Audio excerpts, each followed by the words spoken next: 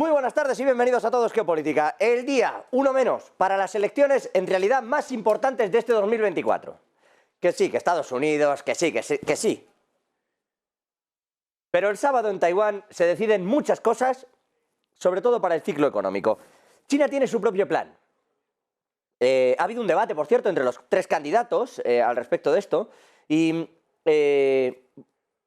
pareciera, insisto, que a tenor de cómo han ido las respuestas de, oye, ¿quién crees que ha ganado y cómo ha funcionado esto?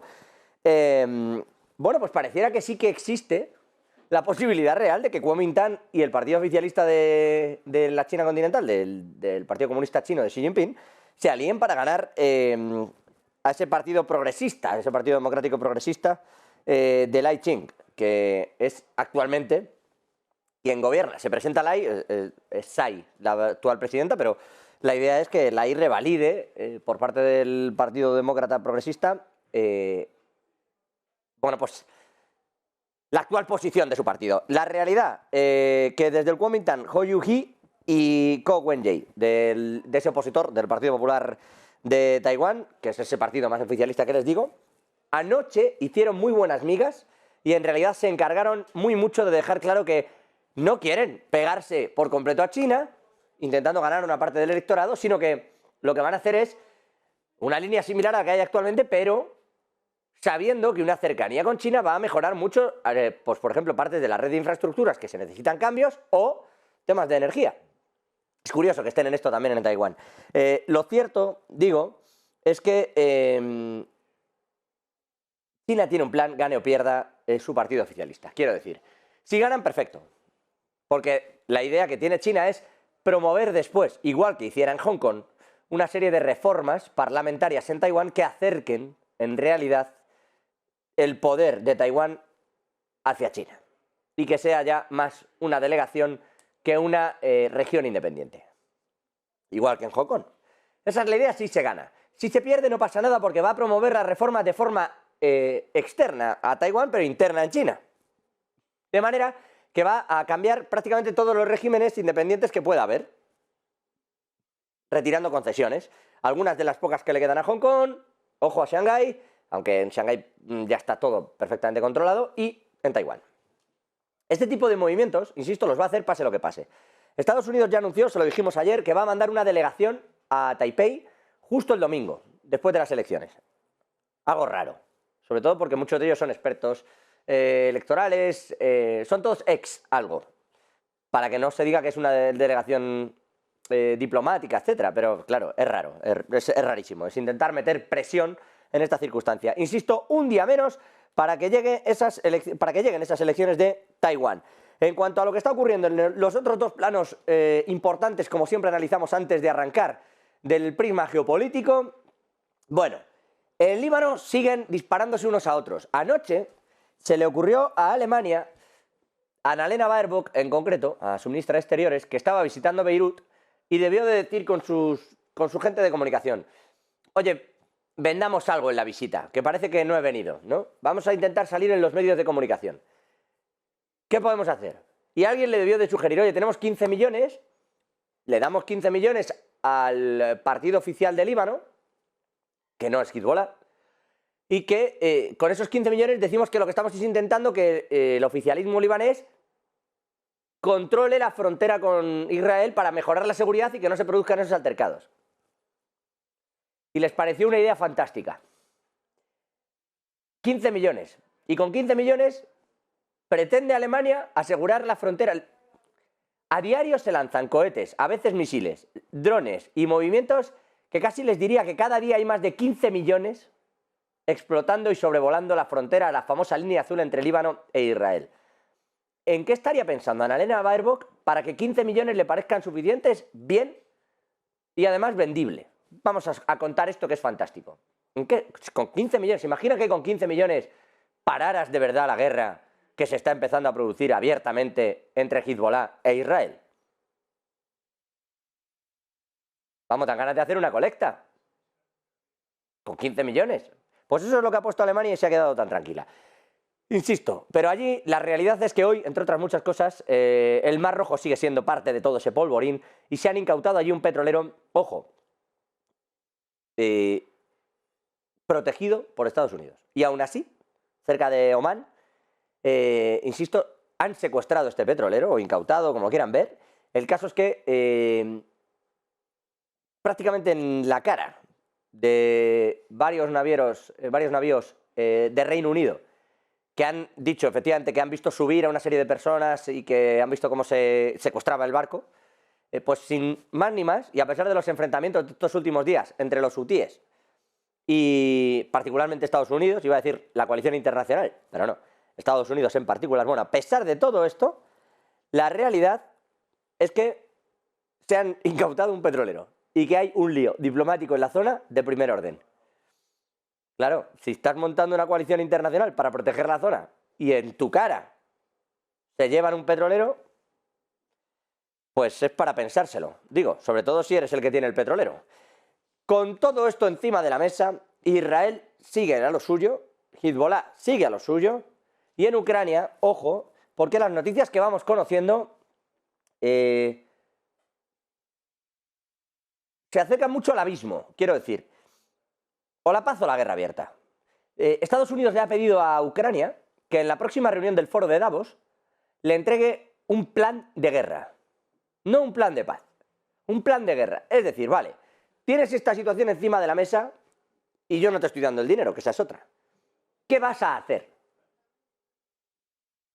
Zelensky hoy sigue de gira, intentando convencer a unos y a otros, por cierto, intentando explicarle a unos y a otros que o le dan el dinero y armamento antiaéreo o hay un problema. Su mayor aliada ha sido Giorgia Meloni, la italiana, que anoche telefoneaba directamente a Víctor Orbán para pedirle que desbloquee los 50.000 millones de euros que Europa le quiere dar a Ucrania.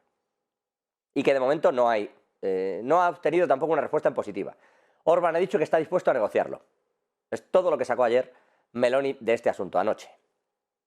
Pero Zelensky, insisto, sigue con su particular gira, preocupado de lo que pueda ocurrir, y hoy incluso está sacando adelante un decreto en el que va a pedir que cualquier extranjero, varón, ucraniano, que esté en el extranjero, o vuelva para defender la patria o pague en impuestos el hecho de no ir a la guerra.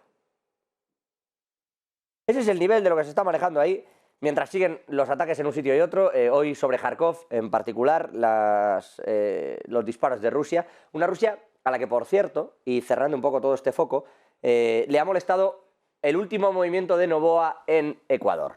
Porque Ecuador, que ya saben, ha declarado esa guerra a las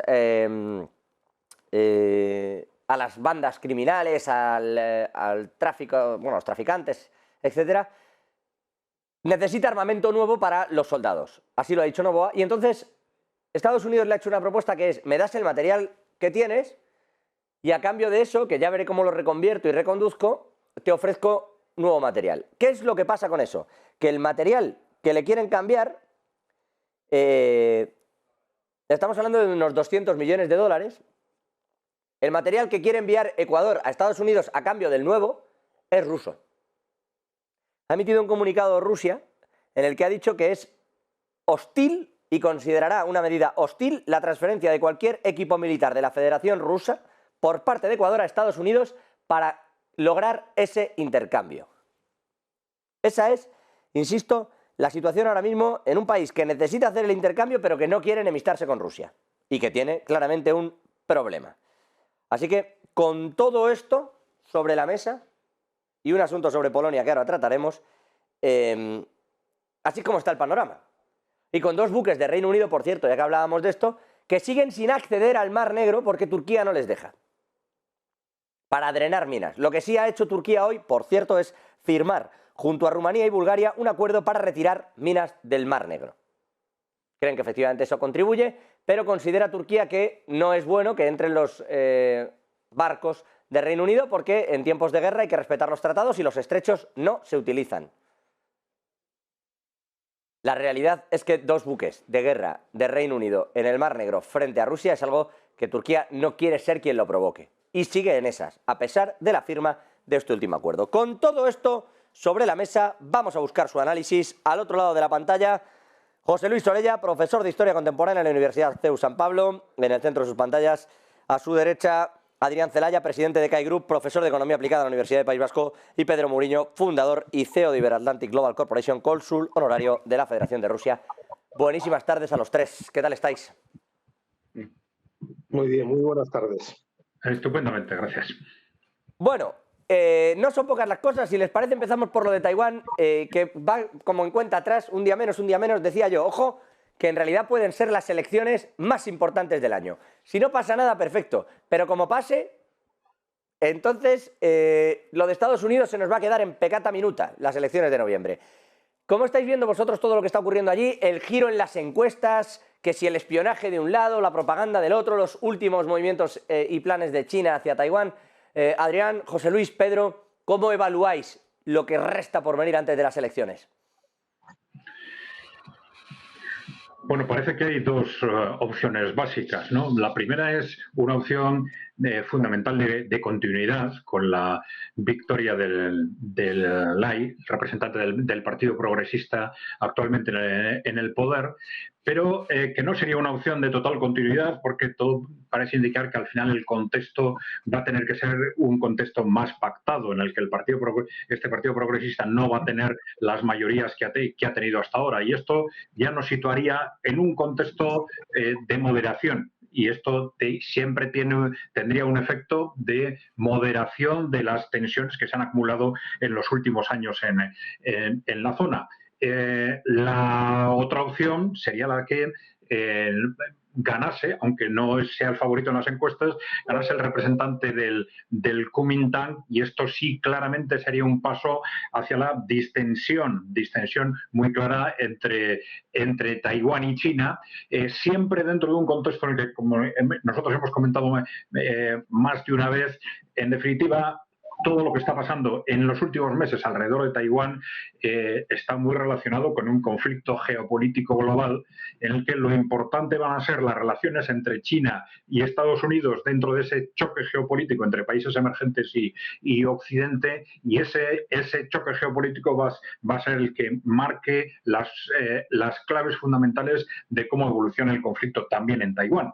Pero desde el punto de vista del impacto de las elecciones, yo creo que tenemos fundamentalmente esas dos variables. Una variable de distensión parcial como consecuencia de un espectro político más repartido, y otra de distensión clara como consecuencia de la victoria de un Kuomintang conceptualmente partidario también de ese concepto de una sola China, visto desde una perspectiva distinta de las del Partido Comunista del continente, por supuesto, pero también partidario de ese defensor conceptual claro de ese concepto de una sola China.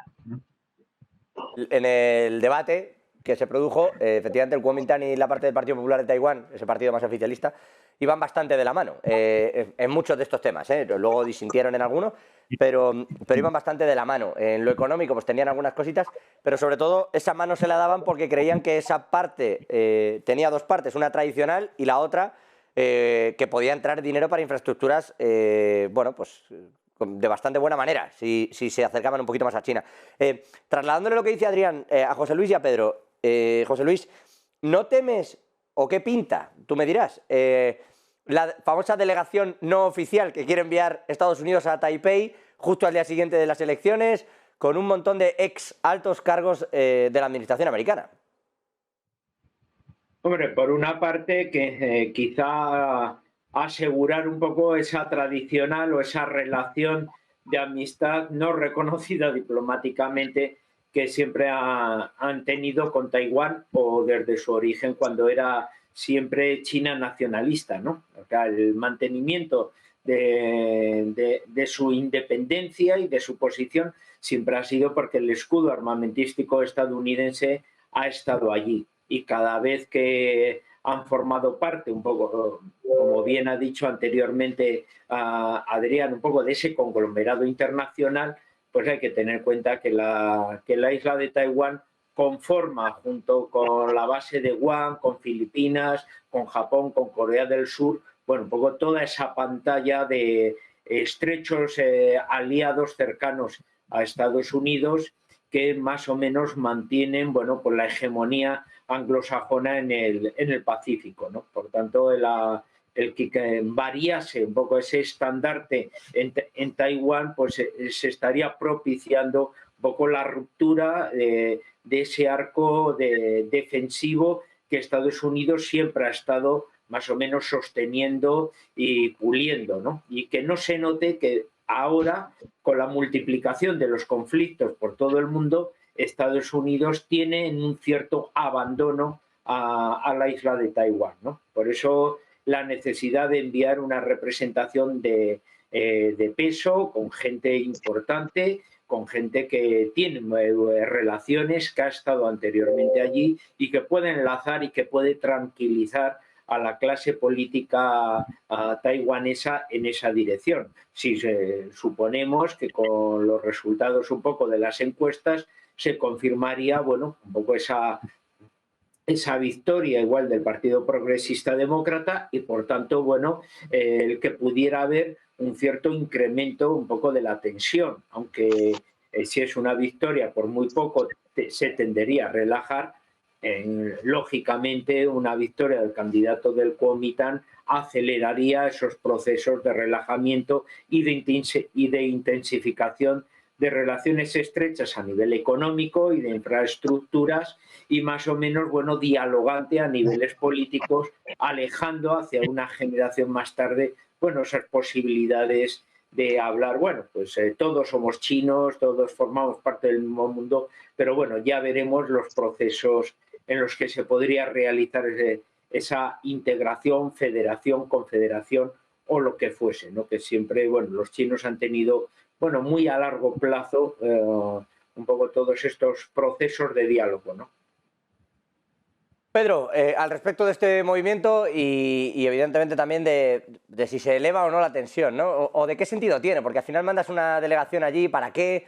Era más... Si querías tensionar, el asunto de los F-16 funcionaba mejor que decir que vas a mandar allí exsecretarios de Estado dentro de una lista entera de una delegación, insisto, que podría ser perfectamente una visita oficial, ¿eh? Pero bueno, Pedro. Bueno, lo que está claro es que los Estados Unidos, en el caso de Taiwán, están enredando. Llevan muchas décadas enredando la situación entre Taiwán y China. Y es una etapa más de la guerra global, del conflicto global que hay por la hegemonía entre China y Estados Unidos. Digamos que la sociedad en Taiwán está muy polarizada entre las dos opciones que han descrito muy bien mis compañeros, mis contertulios. Una parte que es un partido más pro-independencia, por separarse definitivamente de la República Popular de China, que de facto es así, pero ya sin visos de ningún tipo de reunificación futura.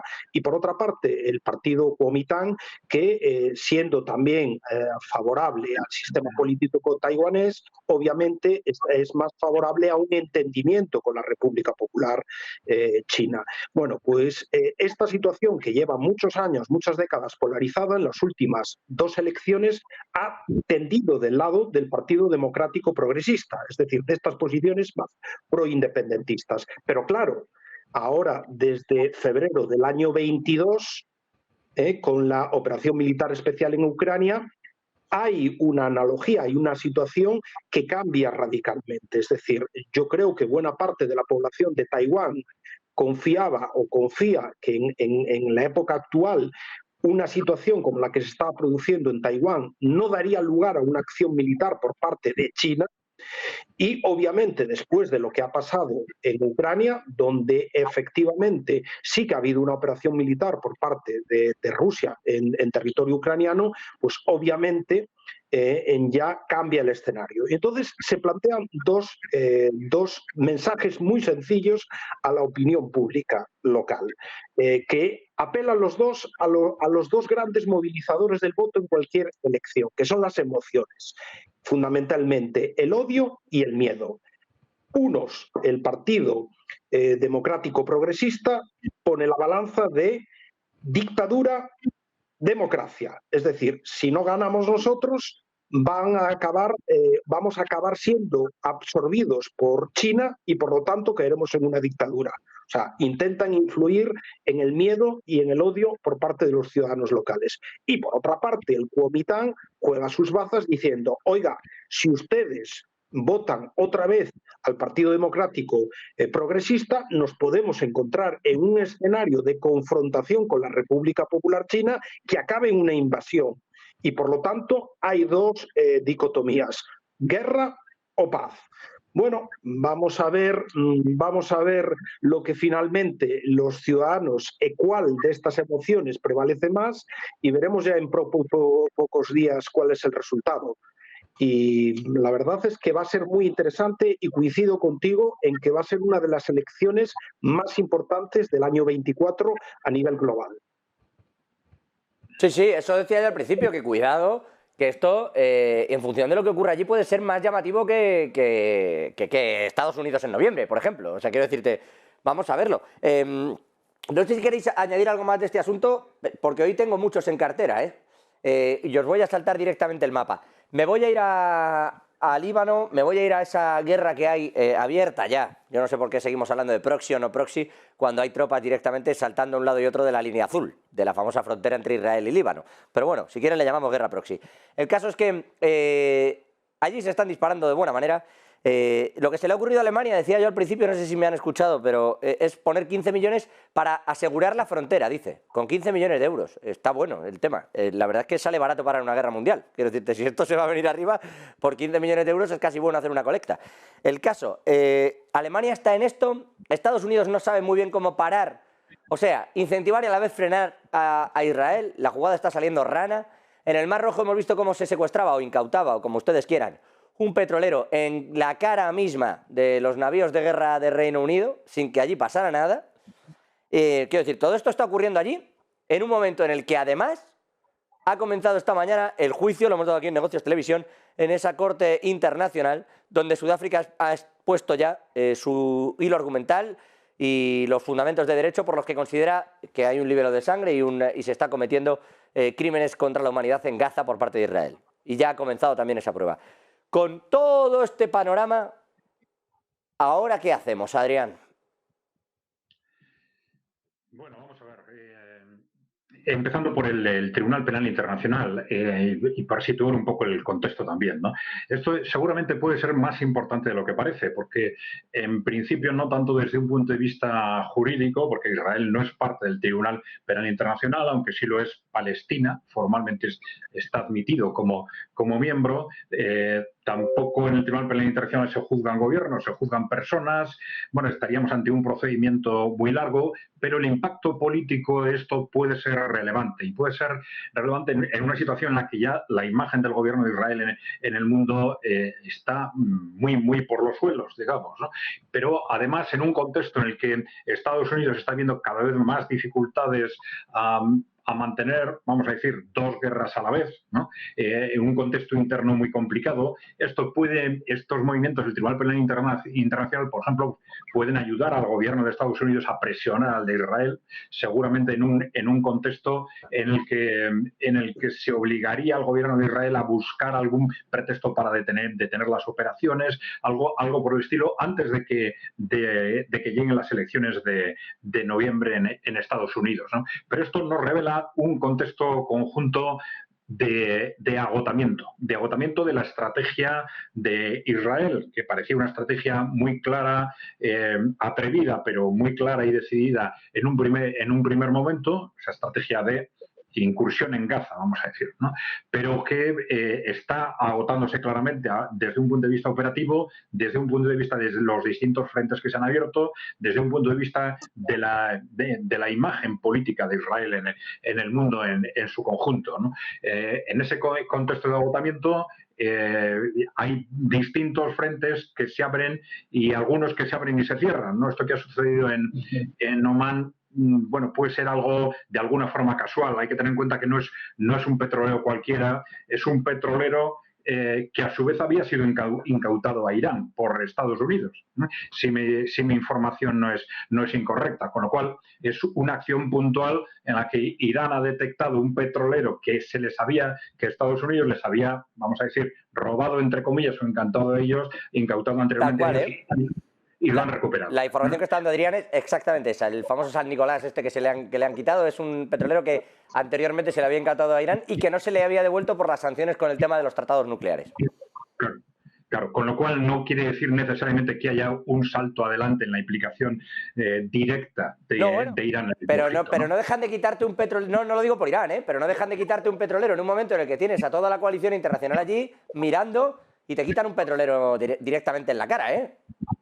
Sí, eso ya tenemos que analizarlo desde un punto de vista operativo, realmente qué es lo que significa desde el punto de vista de la eficiencia de esa coalición internacional, ¿no? Y por otro lado tenemos este planteamiento de Baerbock en Líbano, ¿no? Que la verdad es que es una piedra más dentro de un contexto en el que la clase política, iba a decir europea, no, la clase política alemana nos está dejando perplejos en los 2 últimos años, ¿no? Están haciendo un papel asombrosamente malo, ¿no? Internamente y externamente han perdido la confianza de su país, han destruido la industria de su país. El papel de los verdes, que ya había sido llamativamente contradictorio con sus planteamientos fundacionales, con la guerra de Irak, etcétera, pues ha demostrado clarísimamente que, digamos, lo verde es algo absolutamente secundario dentro de sus verdaderos objetivos y que lo primero es OTAN, ¿no? Entonces, claro, ya es una situación en la que la propia sociedad alemana está estallando, ¿no? Y no hay más que ver lo que está pasando con AfD en las encuestas, incluso con la opción de Wagener, ¿no? A la que se le atribuye hasta un 15%, cuando todavía no se han presentado a ninguna elección, ¿no? Pero esto nos refleja que la propia sociedad alemana está, yo diría que perpleja, como está toda Europa, con lo que está haciendo la clase política alemana, que, bueno, no solo se está todo el mundo preguntando para quién están realmente trabajando estos señores, sino que para que estén trabajando, para quien estén trabajando, lo están haciendo rematadamente mal en todos los sentidos, ¿no? Bueno, no voy ni a opinar del tema. Pedro, José Luis, al respecto de lo que allí está ocurriendo, de estos movimientos, de este petrolero incautado, de todo esto que se está viviendo en la zona y sobre todo de la realidad, ¿no? Porque analizaba Celaya, Adrián, el papel de Alemania, pero es que hay una realidad detrás y es que lo que se está haciendo para intentar parar las tensiones, en realidad parece una broma todo. No sé, Pedro, José Luis. Yo mismo, entonces. Por comenzar, porque has tocado bastantes temas, yo quiero casi empezar por la última parte, ¿no? La que comentaba ahora Adrián, de la ministra de Asuntos Exteriores alemana, la clase política alemana, y si quieres, también vamos a hacer una pequeña categoría de la clase política europea. Vivimos tiempos, Adrián hablaba de estar perplejo. Yo hablaría de ridiculez y de bochorno. Es decir, es lo que nos traen sistemáticamente los líderes europeos, los líderes de la Comisión, del Consejo, etcétera, etcétera, de las instituciones europeas y los líderes, en este caso, de los países más influyentes dentro de la Unión Europea, como en este caso es la ministra de Asuntos Exteriores de Alemania. Simplemente comparar a estos líderes con gigantes como Charles de Gaulle o Adenauer viene a demostrar lo pequeñitos que son, el enanismo político y el infantilismo de sus posiciones, como por ejemplo estos 15 millones que ofrece para el control de las fronteras entre nada más y nada menos que el Líbano e Israel. Bueno, simplemente también añadir a eso que en relación a los verdes, ya el ministro principal de Baviera, Franz Josef Strauss, que fue también ministro federal y después fue presidente del BAN de Baviera, ya dijo una vez muy bien que eran los sandías, porque eran verdes por fuera pero rojos por dentro. Es decir, no dejan de ser una izquierda, en este caso además con unos posicionamientos atlantistas que no se tenían antes, pero ahora sí, y toda esta agenda verde no responde a la realidad de sus principios políticos, como muy bien podemos ver en todas sus acciones. En cuanto ya al tema de fondo, a lo que puede pasar, lo que está claro es que no hay ganas por parte de todos los actores implicados a que el conflicto escale, porque se han pasado ya varias veces las líneas rojas. Por ejemplo, el líder de Hezbollah, en su discurso, estableció una línea roja a la no actuación por parte de Israel en territorio libanés contra, en este caso, líderes de Hamas. Hemos visto, como oficialmente no ha sido reconocido, pero indudablemente el ataque de los drones en Beirut contra el número 2, el responsable militar de Hamas, tiene la autoría detrás de Israel, y la respuesta de Hezbollah ha sido, pues digamos que moderada, no ha sido de guerra abierta. Es decir, hay un interés, por tanto por Irán, como por parte de Israel, como por parte de Hezbollah, los hutis, etcétera, etcétera, de, digamos, darse codazos, pero no a abrir una guerra abierta y no escalar el conflicto a una guerra abierta en el conjunto del Oriente Medio. Lo que sí que es cierto, y también desde mi punto de vista, y coincido con Adrián, es que toda la estrategia que tenía Israel en relación a Gaza con la estrategia militar se va agotando. Se va agotando militarmente y políticamente. Ha generado un daño reputacional enorme al país, ha generado un problema enorme para los aliados de Israel, fundamentalmente los europeos y los americanos, que están teniendo un problema de dobles estándares, transigiendo con todas las acciones del ejército y los miles de muertos que está habiendo en Gaza. Y ya para finalizar, y en relación al Tribunal Penal Internacional, vamos a ver si también hay dobles estándares, es decir, si ahora se archiva, digamos así, o no se genera ningún tipo de proceso a Israel y a los líderes israelíes, pues obviamente quedaría ya esta institución totalmente tocada, porque se vería que hay un doble estándar clarísimo en relación a otros procesos que sí que está abriendo, que ha abierto a nivel internacional.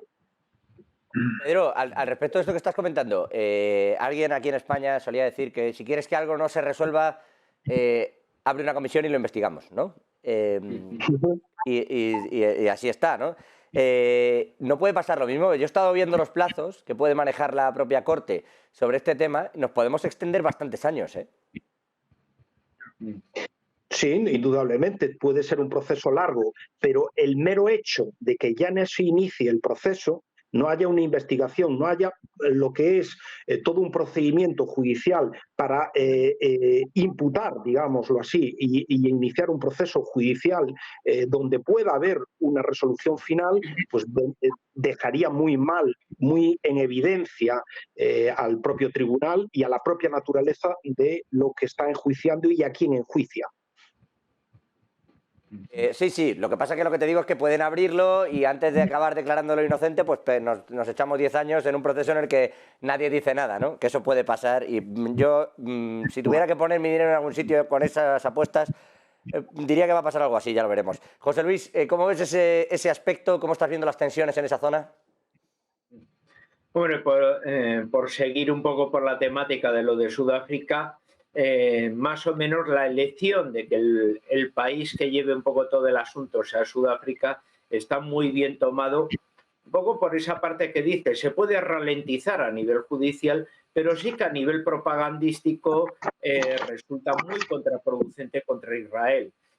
Claramente Sudáfrica es el caso, podemos decir, con ciertos paralelismos en los cuales se llevaron muchos procesos para poder derrocar finalmente el régimen racista, y la similitud en las cuales plantea la argumentación sudafricana de los sistemas no igualitarios, de discriminación, de creación en algunos territorios de población palestina como si fueran los antiguos bantustanes, ¿no? De gente discriminada, niveles de vida depreciatorios, exclusivamente como mano de obra auxiliar para una economía absolutamente controlada, y teniendo en cuenta además una Sudáfrica actual que recuerda las estrechas relaciones que tuvo en sus inicios el Estado de Israel con el régimen sudafricano anterior, ¿no? Que eran muy proclives en entrenamientos militares, la proporción de materias primas,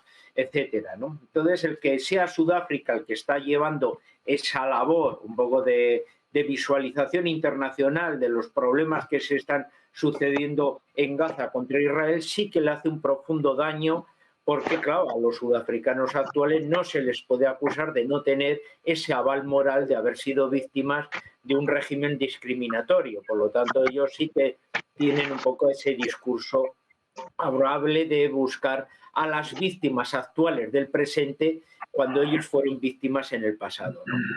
En el tema de lo del Oriente Próximo, más o menos igual que mis compañeros, ¿no?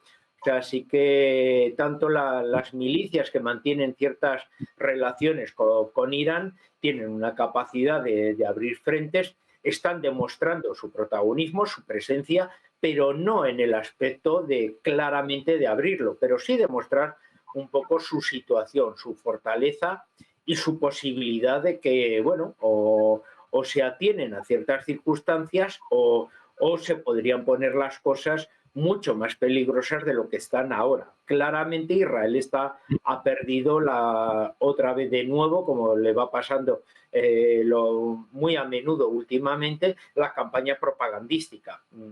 Todo el mundo sabe de matemáticas, entonces todo el mundo va sumando y todos los días, cada día más o menos la media es casi 2 centenares de palestinos muertos y luego pues media docena de soldados que mueren en una emboscada. Claro, de forma progresiva, un poco ese uso de las matemáticas va cambiando una imagen radical y que cada vez queda mucho más lejos, bueno, pues la afrenta de Hamás del 7 de octubre, ¿no? Y cada vez nos vamos acercando más, bueno, que el desmantelamiento de Hamás está provocando, favoreciendo, bueno, pues que decenas de miles de palestinos civiles pues sean asesinados, que se puede utilizar a nivel propagandístico, es que Hamás se esconde detrás de la población civil. Bueno, también son más de 100 periodistas, muchos de ellos con sus familias, los asesinados, que también el que más de 100 periodistas hayan sido asesinados,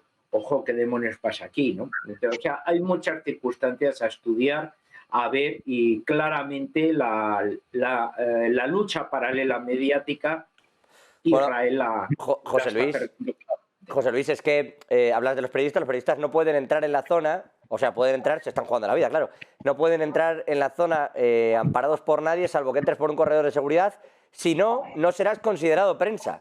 Cuidado, yo tengo algún compañero allí y para que tener un estándar el estatus de prensa en la región y por lo tanto la protección que en teoría o teóricamente eso conlleva, tienes que pasar a través del corredor que para ello habilita Israel, que no te permite ningún tipo de movilidad. Y si no, no tienes el estatus de ser prensa. O sea, estarías entrando como un extranjero en el país a jugarte la vida.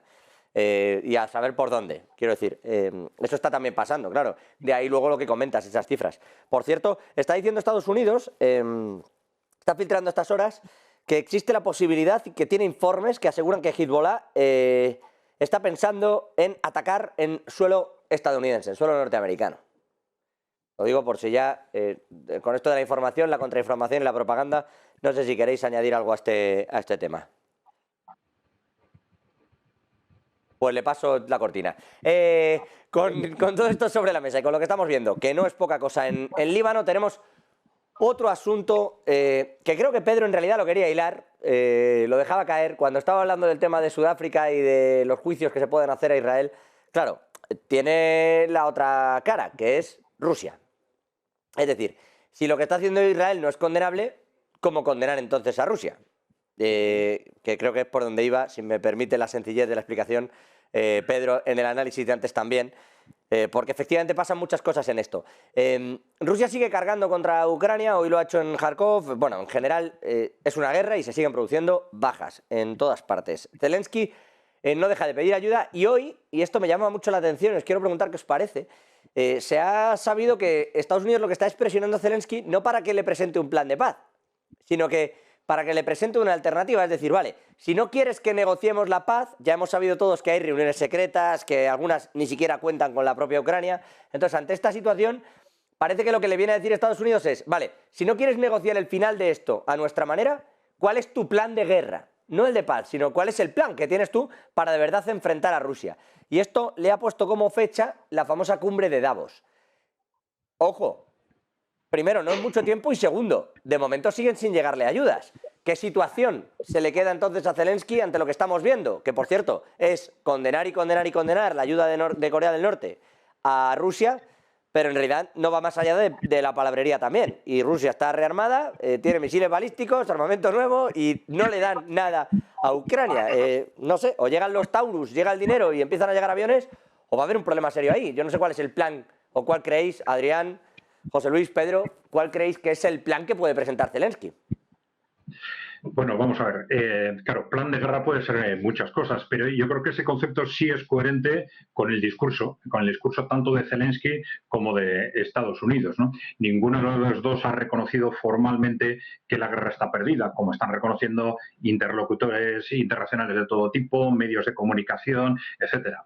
Informalmente todo el mundo sabe que esa guerra está perdida, pero ellos están diciendo que no es así, ¿no? Entonces, claro, una cosa es reconocer que todavía hay una situación de guerra en marcha, y mientras hay una situación de guerra en marcha tiene que haber planes, aunque sea para gestionar la retirada. Ya hace tiempo que se ha hablado de que una estrategia mucho más razonable de Ucrania hubiera sido plantear un plan de defensa quizás en la línea del Dnieper, ¿no? Por ejemplo, ¿no?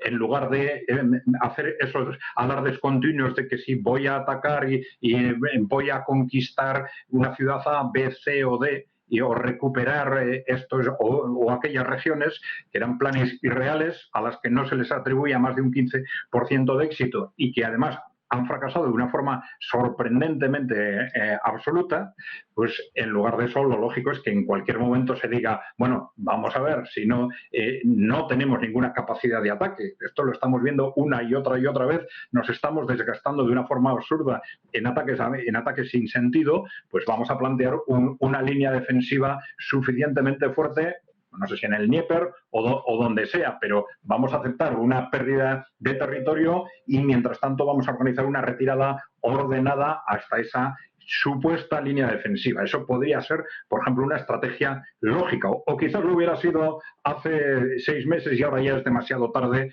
porque el ejército ucraniano está ya tan desgastado y las pérdidas en material, las pérdidas en hombres, la pérdida de moral, la destrucción interna del Estado es ya de un nivel tal que ni siquiera una estrategia de ese tipo es creíble, pero sea creíble o no, algo tienen que plantear, es decir, bueno, pues una de dos, dennos dinero mientras se colapsa Ucrania para evitar que haya un colapso interno antes del colapso bélico, un colapso de servicios, un colapso de falta de recursos de pago interno y que se transforme quizás en una revolución interna, porque no hay cómo pagar las pensiones ni los sueldos de los funcionarios, o no, que estamos hablando de que exclusivamente disponer de recursos para una retirada ordenada. Llámele plan de guerra, llámele como quiera, mientras negociamos o mientras ganamos tiempo durante unos meses para que el resto de Europa y Estados Unidos se prepare ante el nuevo contexto.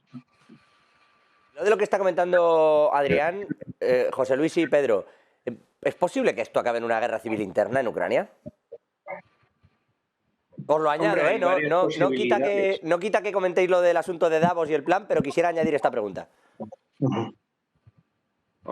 Hombre, hay varias posibilidades. Por un lado, como bien se ha dicho, el enorme número de bajas, las llamadas a movilizaciones generales, incluso a que muchos de los ucranianos que ya residan en el extranjero, pues se sientan obligados a tener que volver, nos está marcando ya esas necesidades humanas, pero que todo el mundo conocemos a través de gente que conocemos de Ucrania, que bueno, es una guerra de pobres.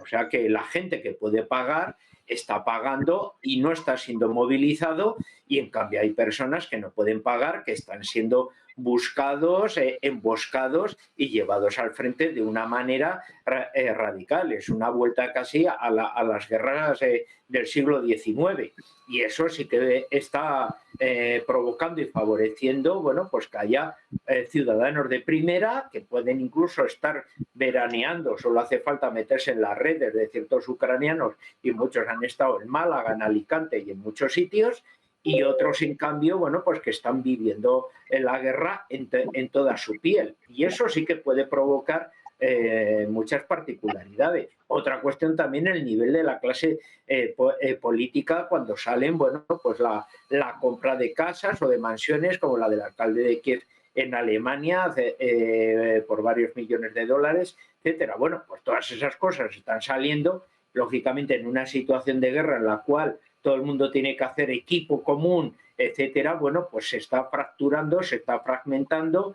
El liderazgo tanto de Zelensky con respecto al jefe de sus fuerzas armadas cada vez está más quebrado. El propio alcalde de Kiev pues se presentaría como candidato frente a Zelensky. Bueno, pues se está viendo, bueno, pues que las derrotas pues no aunan, sino que favorecen las discrepancias. Los niveles tan altos de corrupción lógicamente pueden favorecer desde luego esos criterios de enfrentamientos que puedan aunar, bueno, pues puentes de negociaciones. Ya se vería en qué situaciones o en qué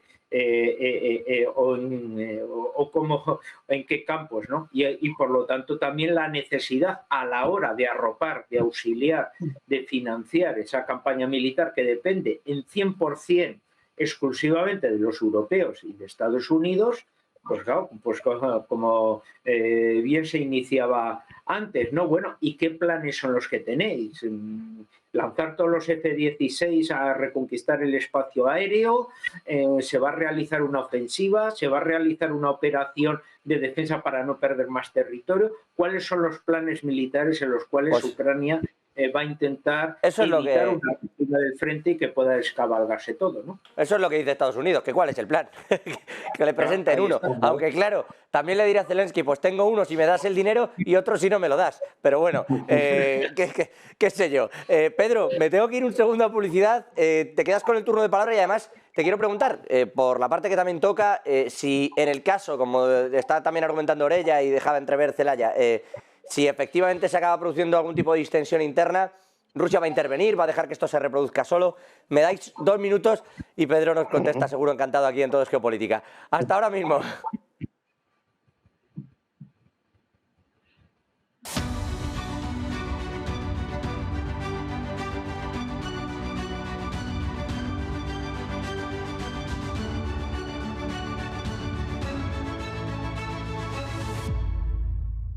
Ya estamos de vuelta en Todo es Geopolítica.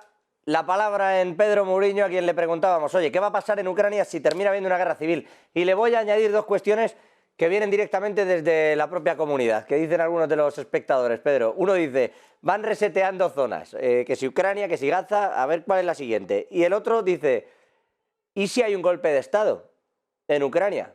¿Y si esa disensión, que creo que hablaba y comentaba Zelaya al principio, que se da sobre todo entre sus generales y el propio Zelensky, termina en un golpe de Estado? ¿Eso cómo se resuelve? Y le pregunto a usted en concreto, ¿en qué punto está Rusia particularmente en un escenario de guerra civil o de golpe de Estado en Ucrania? Bueno, antes de responder esta pregunta, que es la pregunta del millón, si quieres, vamos a introducir los otros temas, claro, porque también me gustaría dar mi opinión al respecto. En relación a lo de Estados Unidos y el plan de guerra, estoy totalmente de acuerdo. El que paga la banda dice que música se toca en ella. Ucrania, siempre lo hemos dicho, no tiene soberanía. Está completamente, es un juguete roto en manos fundamentalmente de Estados Unidos y en menor medida de los europeos, fundamentalmente Estados Unidos. Y por lo tanto, tanto para una cosa como para otra, no tiene soberanía, no tiene capacidad de autonomía, de darse normas, de regirse a sí mismo. Los americanos ponen el dinero, exigen. Me parece muy lógico por la parte de los norteamericanos. Segundo, en relación también a lo que anunciabas tú y comentaba José Luis, se nos dijo que esto era una guerra, el conflicto de Ucrania, la operación militar especial, de valores, donde los europeos teníamos que colaborar porque se defendía un modelo de sociedad, unos valores.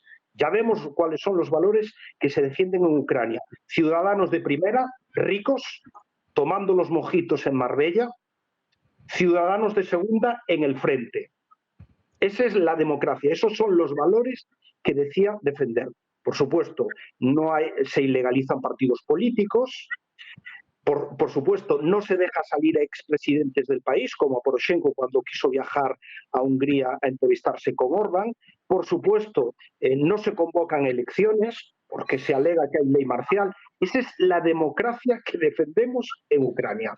Por eso también, y esto está en colación a lo que dices tú, de la conflictividad interna. Indudablemente, ante el fracaso de lo que está ocurriendo, del desastre que ya perciben los ciudadanos en Ucrania, de que ha llevado este señor Zelensky al país, obviamente lo que decía Napoleón, que las victorias tienen muchos padres y la derrota es huérfana. Pero claro, todos internamente van a imputar la autoría de esta derrota a Zelensky. Y ahí es como cada día se nota más que internamente las disensiones y los conflictos son evidentes. Klitschko y Poroshenko, que son del mismo partido político, abiertamente critican ya a Zelensky. La rivalidad con el jefe del Estado Mayor es evidente, es decir, y según se vayan desarrollando los acontecimientos, si además las situaciones, como por ejemplo, se corta ya definitivamente el acceso a la financiación norteamericana o europea, vamos, la situación interna de eclosión interna y de golpe de Estado, guerra civilismo, va a ser evidente. Rusia, al respecto, obviamente Rusia no se mete en procesos internos, en este caso, lo que se intentó ya desde el principio, el propio presidente... Si se mete, Pedro, perdóname, si se mete, que la operación especial, aunque la llamemos operación especial, es meterse en un proceso interno. No, porque aquí tú lo... O sea, yo compro que pueda haber una operación especial o compro que pueda haber una agresión. Yo ya sabéis que entiendo ambas partes. Pero que no se haya metido en un conflicto de un tercero, bueno, es evidente que está dentro de un tercero. No hemos hablado en un proceso interno, es decir, no creo que Rusia apoya a Poroshenko en frente de Zelensky, es lo que te estoy intentando dices trasladar. A día de hoy con esta amalgama. Claro. Vale. Discúlpame en ese caso, Pedro. No, pero lo que busca el presidente Putin y Rusia desde el principio, y fue algo que ya dijo en las primeras horas del comienzo de la operación militar especial, es que dijo, le habló a los militares, no sé si lo recordáis, y dijo, será más fácil entendernos con ustedes. Aparte a este gobierno que lo calificó de drogadictos, etcétera, etcétera, eso no sé si lo recordáis, y ya en aquel momento apeló a los militares. Por lo tanto, lo que sí que va a apelar Rusia es que en una situación de conflicto haya alguien con el que se pueda pactar una solución política al conflicto. Eso es lo que buscará Rusia. No, ni unos ni otros. Es el que en su momento tenga la legitimidad en la mayoría del país, pero eso sí, se tiene que buscar, porque el actual gobierno, el actual presidente, está en mantenerla y no inventarla. Continuar con una guerra que ahora pues quiere movilizar a 500.000 ciudadanos más. Es decir, quiere seguir llevando al país a la destrucción, a la muerte y al conflicto. Bueno, en el conflicto sigue todo el mundo, pero entiendo el posicionamiento, Pedro, que me haces con respecto a cómo puedan quedar las distintas facciones, creo que queda entendido. Os quería preguntar también por Estados Unidos, el famoso debate republicano. Lo que pasa es que me quedan 2 minutos y si no, me van a venir a dar la guerra a mí desde el departamento técnico. Me vais a perdonar que lo tengamos que posponer hasta la semana que viene. Eso sí, no pasa nada, que hasta noviembre va a llover. Adrián Celaya, Pedro Muriño y José Luis Orella. Os agradezco, como siempre, el tiempo, la sabiduría y que estéis con nosotros aquí en Negocios Televisión. Un abrazo inmenso. Igualmente. Gracias. Nosotros frenamos y miramos también al lado económico. En 2 minutos. Hasta ahora.